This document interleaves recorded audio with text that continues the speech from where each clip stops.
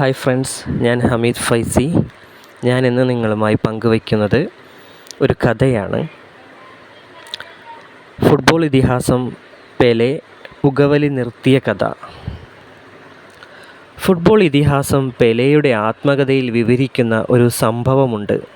കുട്ടിക്കാലത്ത് ഫുട്ബോൾ കളിക്കിടയിൽ കിട്ടിയ സമയം കൂട്ടുകാർക്കൊപ്പം മൈതാനത്ത് പുകവലിച്ചു കൊണ്ടിരിക്കുകയായിരുന്നു പെലെ.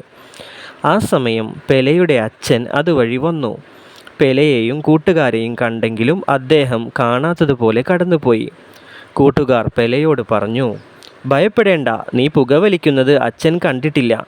വൈകിട്ട് വീട്ടിലെത്തിയ പെലെയോട് അച്ഛൻ ചോദിച്ചു, "നീ ഇന്ന് പുകവലിച്ചോ?"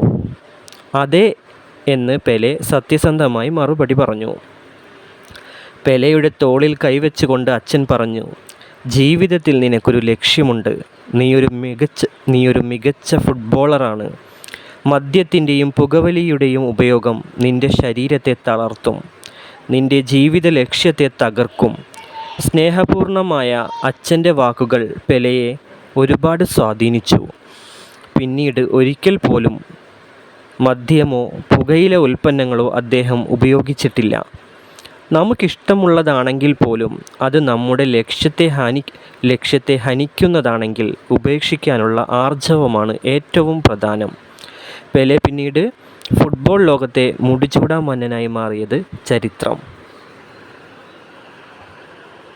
Thank you friends.